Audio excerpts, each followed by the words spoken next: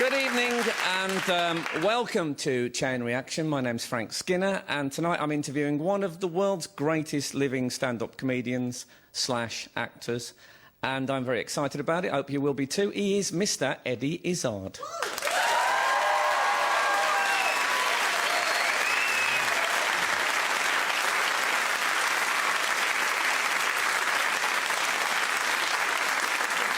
So Eddie, we've known each other for over 20 years, and I used to do a club now and again in southwest London called Screaming Blue Murder, which you regularly hosted. I did regularly host it. And if I may say so, you were a bit hit and miss. No, but I was improvising. Yes. So that's why I had a cunning plan, which I said to Pete Harris, the guy who ran it. I said, look, I'm just going to improvise each week, because there was a regular audience turning up. And I said, give me 6 months and I'll get it. But in that intervening 6 months, I was pretty crap. Well, But after 6 months, it got into a place where I was saying, so cats, could they take over the world? We don't know. Maybe some of them. Maybe the blue ones. I mean, because they're only blue at night if you shine a torch on them and you can't see them. And their eyes scare me anyway. So if cats ran things, if that extra paw, you know that little toe they've got halfway up here? As I say, it was hit and miss. But my trick was to keep going until people either laughed or gave in. No, there were clearly signs that there was something special going on. I remember. Well, you were doing similar stuff. Well, not like you. I never know anyone who turned up to host every week and hadn't written anything. I couldn't believe it. I had a book of stuff, ideas I'd jot down, but I found I had great difficulty actually writing. Chickens, could they... I just couldn't do that. Yeah. Because as I was doing it, I go, no, they can't take over the world, can they? You're foolish if I think this. But so I found I had to say it and then just flow with it. But do you write all your stuff? Yeah, I sit in a room. I mean, obviously on stage ideas come to you, but I go on with a lot of stuff that I've written. Oh, right. No, I don't. I always think with you it drops like fruit from a tree. But I sensed even then that you were a man with a plan. Oh, I had plans. The first time I saw you in Edinburgh... Say about 89, 90, yeah. You had some cuddly toys lying on the floor. And, street performing. Yeah, and you were street performing. Yeah. You see, I wondered if your fearlessness comes from having been a street performer, because that seems to me a pretty raw and scary thing to do. I would say yes. I think if there's no way anyone would learn street performing if they've learned to do anything else. It is that hard, and I was that bad at it. It was that humiliating that before I went out, I'd be embarrassed to go out. When I was on the street, I was embarrassed to be there, and then I was embarrassed when I came off. It was like, it was waves, endless hours of embarrassment. It was not good, but in the end, I started developing my own voice, and I went, because I used to do sketch stuff like, I'm the king of Spain, and I've lost all my soup, find me my soup, and then in another sketch I'd play a... Not that big a change when you think about it. But that's what I do now in stand-up. You've retained a certain amount of that. But when I saw you do a street show in Edinburgh, you actually went very well. Well, I'd learned to do it by then. You didn't see the hell bits. No. By that time, I'd learned that this fearlessness. I'd learned that I could stand on stage, stand on the street, and you have to exude confidence from your stomach. That's where confidence actually comes from. And stand on this big open plane. And I would I would start shows by talking to no one, just standing there and going... well, hey. I've started stand-up shows like that. But I've done entire street shows talking to no one. I've done 2 entire street shows where I was talking to absolutely no one, and they're actually cathartic. One was in Oxford and one was on Carnaby Street. And you just go, hey, it's so great to be here. You're very fun, and I love what you're wearing. And there's no one there.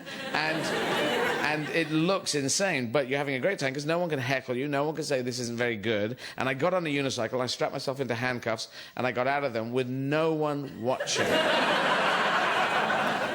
Gigs to no one. I've done a gig up a lamppost outside the Palladium. Outside, I played the Palladium inside and outside up a lamppost. An entire gig. And how did the lamppost gig go? Lamppost gigs are excellent. Yeah, so I went to see you at your first hour in Edinburgh, and I think, you know, we found one. He's brilliant. And I knew then that you were just a brilliant comedian. You saw that first show? Yeah. When did you know? That I could do it? Yeah, you could really do it. I knew I could do it when somebody phoned up the club that I was regularly hosting and said, is he on tonight? And I thought, oh, if someone's They thrown it might out- have been trying to avoid you. Well, what I always really admired about you is you always want to see how far you could push it. Right. I remember you saying, I was doing a club in Birmingham and writing new material every week, but I didn't have the courage to do that new material down in London. And you took me to one side in the comedy store and said, no, you've got to do it. And I said, I just don't know if it's strong enough. You said, it doesn't matter if you die. But it's all about pushing it. It's all about going a stage further and taking risks.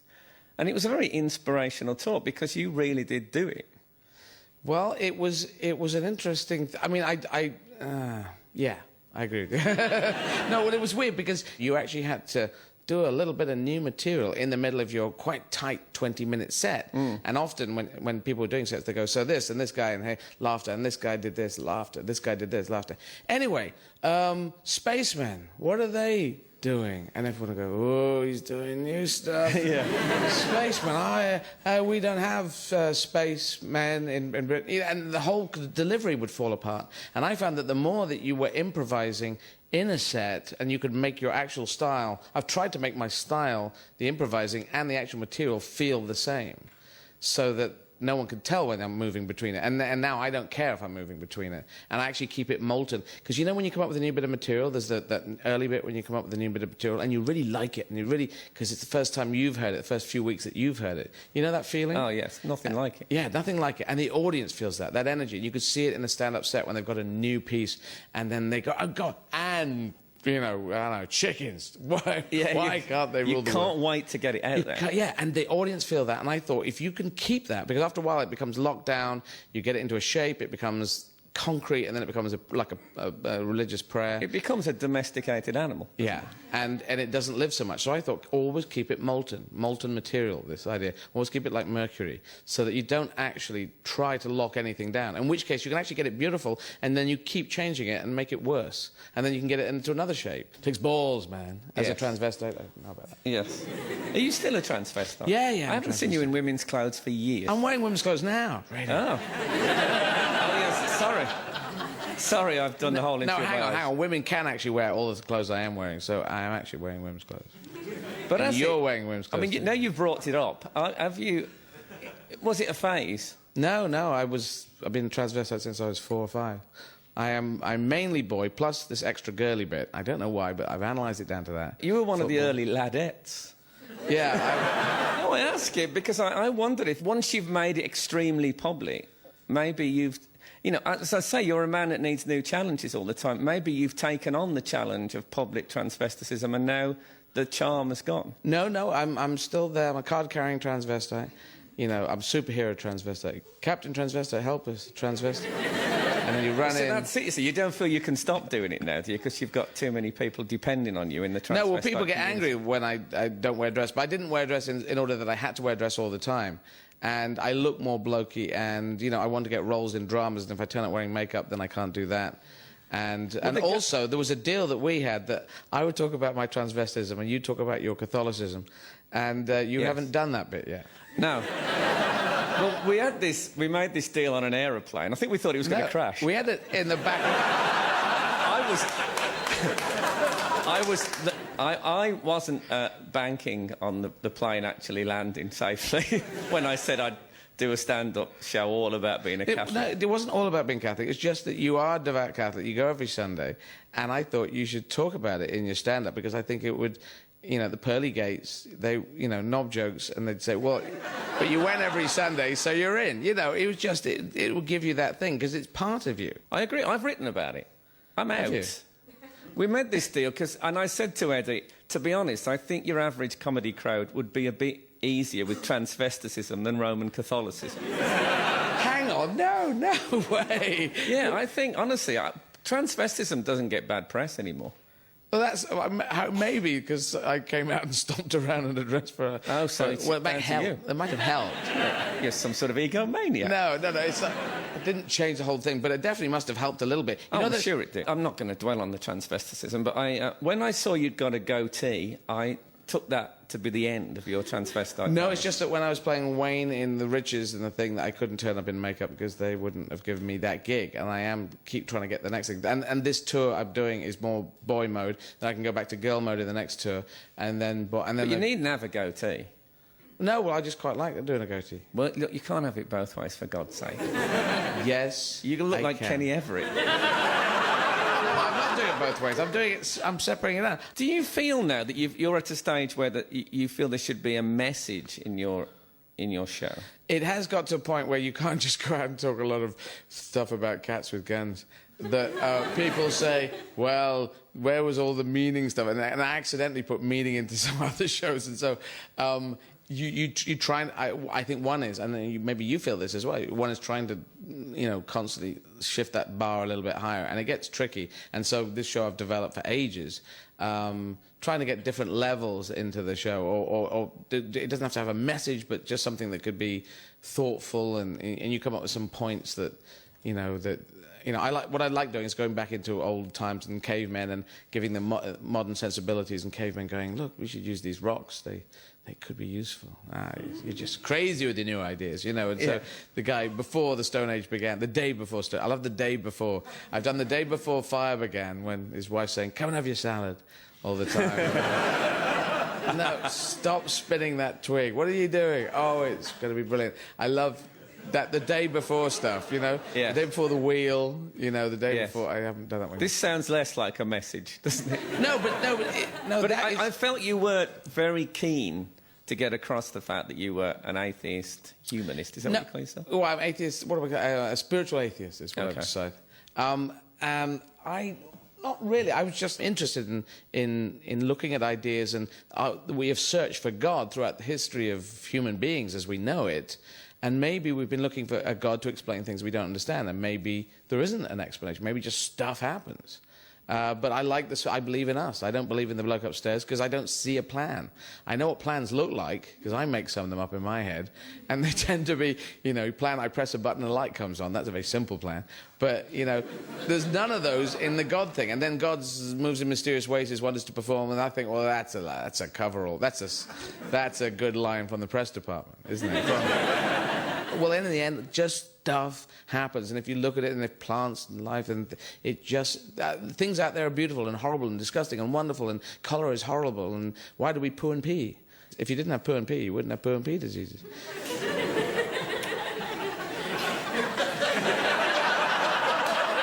Stick that in your Catholicism.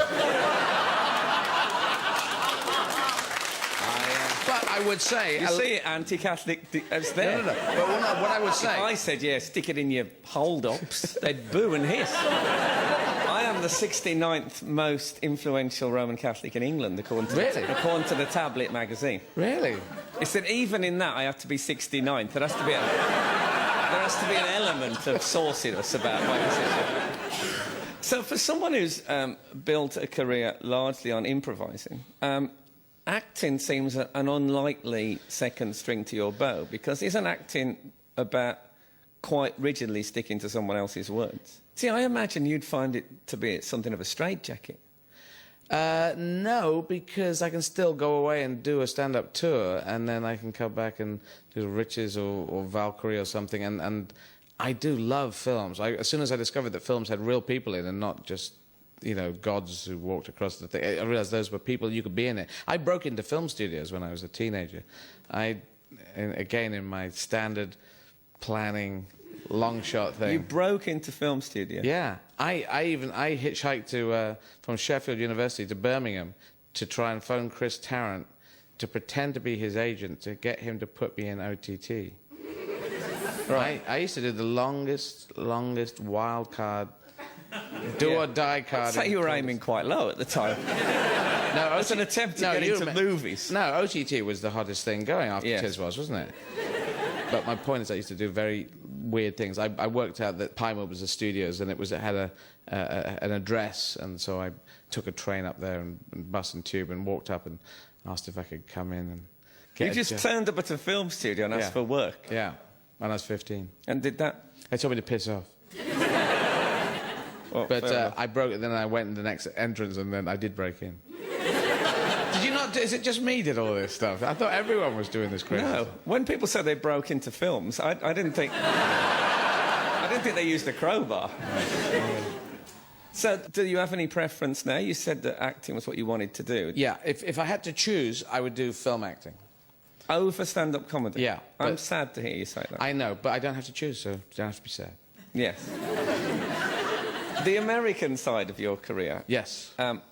I assume that was a plan. Was that even in those early days when I used to watch you in southwest London? Were you thinking, I want to make it in America? Yes. Yeah, no, that was from 7 again. Really? It was always... I love the idea. I want all British comedians. I want you to go and get America. I want everyone. I tell every stand-up comedian, go get America. Why? Because then we'll have a big party.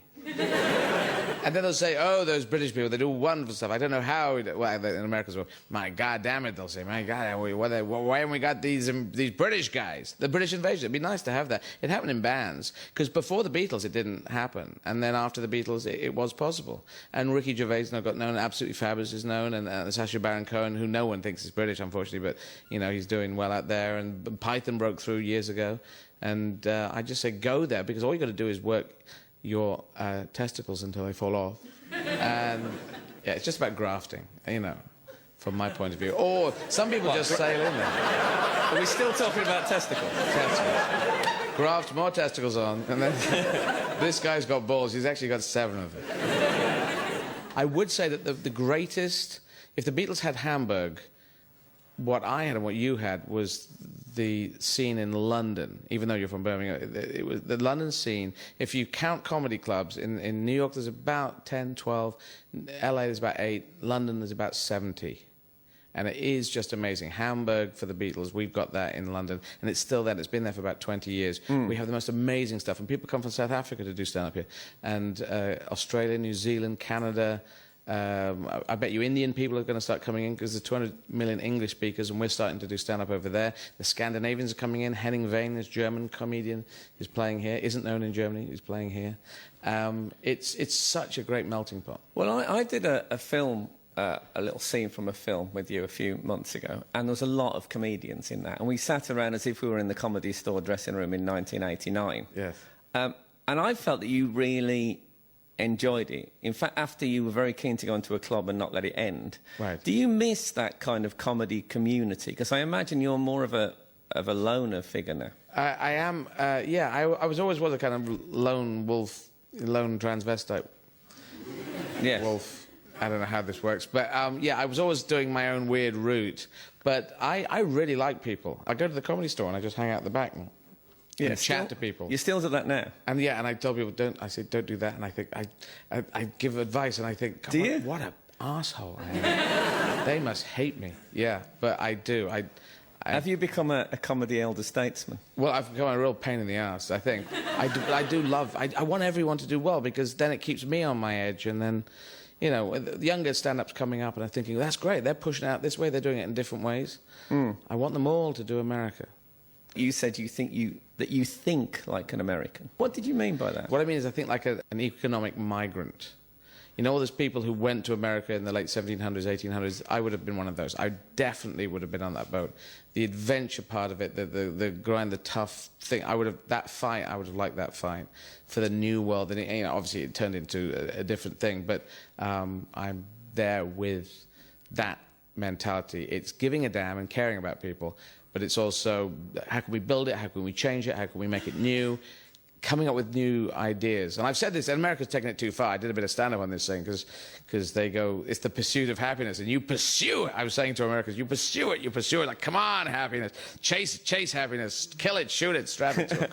You know, and they pursue... Have happiness rogs in your house. Yeah, they shoot happiness and strap it down and then eat it. We were at happiness. Oh, there's no more happiness. So, but America can go too far, but I like that economic migrant thing. And you can get that in Britain, you can get that in Europe, anywhere around the world. because I think now the new European young kids mentality, that I love that. That's why I'm very positive about Europe. We can make beautiful things. I keep saying, from Alexander the Great to World War II, we made wonderful things in Europe, and paintings and inventions and stuff, and then every 50 years we'd say, hang on, we haven't killed anyone yet, have we? Let's kill the guys with the blue hats. The blue hats, we hated them, surely. And then we murder the blue hats, and then we carry on and make more things. So I like making things. When are you going to take on the challenge of British television, do you think? Because you did a pilot many, many years ago called Cows. Yeah. Which was a sitcom about cows. Yeah. I think you'll agree. We didn't want to muck about with the title. No. And then you didn't do any more of those and haven't done a sitcom since. No, that's been part of the plan, of just to not do any comedy so that I could try and do drama. I have this theory that if you get really into people's brains in comedy, and my comedy is very kind of buzzy, and yours is too, that if you go and do some dramatic acting, if you push into drama, that people have a problem. You have this baggage of the fact that you might go, hey, let's invade Spain with chickens. Yeah. And so they can't take you seriously in a thing. So I try to restrict my stand-up, and I didn't do a sitcom, and I didn't do a comedy show. But doesn't the fact that you're a stand-up comedian make it more difficult to get serious parts? Absolutely. But that was my only way of getting off the ground. Once I got off the ground, I tried to suppress it as much as I could.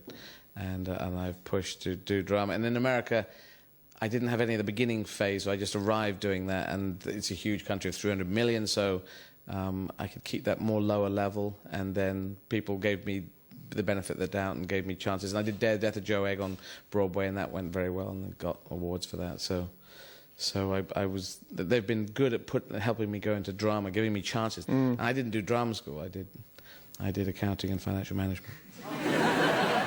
Yeah. The plan has changed somewhat, I take it, over the years. You gotta grind. Sometimes you gotta grind a gig out. You know, you've done that. We did that gig in Birmingham in that disco. Here we go. Now, this is the two old men in the comedian's rest home moment. Yes, we did a gig in a discotheque. Against a mirrored back wall. I did it, you didn't do it, you backed out. I backed out. I did a tactical retreat. You're allowed to do those? Eddie said, you can have my fee, I'm not going on. Yeah. When I first went on, some people actually tried dancing early on to my act. And I felt a certain rhythm kick into my voice, which wasn't normally there, to help them. But it didn't work out. Another thing I read, which I doubted the veracity of, but may be true, that you'd actually considered standing as an MP. No, I've said I will. You honestly are going to do that? Yeah, in 10 or 15 years. I give these long lead announcements so everyone gets really ready. I wanted to test the water to see if everyone went, you fool, you. So I said, yeah, either MEP, MP, or Bishop of Durham. Or, you know, there's, the Mayor of London one is there as well. But, you know, it's later. I'll do it later. Surely, having been a film star and I know it worked for Ronald Reagan and Schwarzenegger, but wouldn't you find being a politician slightly dull? I don't think dull is the right word. It's not just about grand speeches, is it? It's about... Isn't it? I don't think it is. So you just turn up and go, and then on Tuesday the 29th, we're making a new soap powder called Steve. And... Yeah. I think there's probably less scope for improvisation. Yeah. I found that, you know, if you're...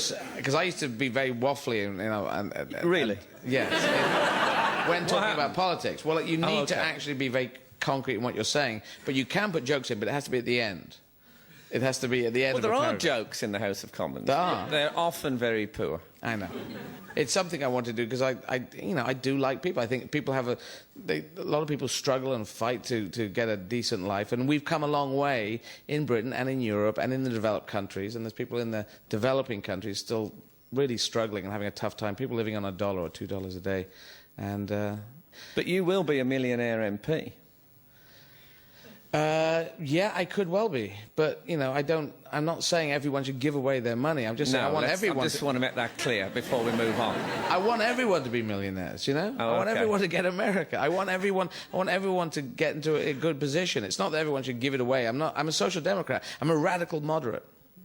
I believe in. I think you could be a politician. I'm You've covered all the bases right I want there. some very balanced ideas, and then you really go for it. Like, But it's a serious proposition. Can anyone say what they're going to do in 15 years' time? no, that's why I've said 10 to 15 years. And it might never be. It might never come, because it might be better to stay out, and I might have more, because I'm going to have to take apart the career. All that earning I can do will go, and I tend to use that to just facilitate getting something else going. And I like that, you know, because I was struggling for a long time. And, you know, I worked my backside off for it, and that would have to go. I maybe, you know, I feel like I've already talked you out of it. No, I've already thought about this. I'm said I'm going to do it, and I most probably will. I don't think I could go through it without trying it. So you're about to go on tour. Yes, I am. And are you excited about that? Nervous about it? Nervous? Do you do nerves? Not very much. No, I can't be bothered with nerves. No. I think that's probably been a big help to both of us, hasn't it? Yeah, well, I find that people say, oh, it's good to be nervous. No, it's good to be throwing up. No, I think I like to wander on the stage and go, hello. Cool, what a big room this is. This is the O2, isn't it? You know, I remember a comedian saying that to me. We watched you at Jongler's Comedy Club in South London, and he said to me, I don't get it with Eddie Izzard. He said, every rule says that when you go on stage, you've got to hit them with a big laugh straight away so they know you're funny. He said, he comes on, he messes about, he's going, oh. He said, I don't get it. Well, I did that just to break up the rules. Because I found I know you did. The rules is actually come on stage and be confident. And I used to go on stage and just go, ah, and just make a song, or go, bong, or just make a noise, because that wasn't the first joke that was supposed to get everyone going. I used to do one that was, I'd say, oh, it was my birthday last night. It's my I think the first joke that kind of worked. I said, it's my birthday last night. Oh, we had a party, and we went to a pub, and we had a few jars, and we went on to someone else, but we had a few jars. Back to my place, had a few jars, and then I thought, oh, that's enough jam for me. Which got a laugh, and then that I really liked that. Oh, I must say you peaked early. So look, I've been a fan of yours for a long time, and you're a living example of what courage can achieve. Twin with ability, but I've always thought you are the bravest and most courageous comic I've seen. Mucho respect to you, ladies and gentlemen, Eddie Izzard. There you go.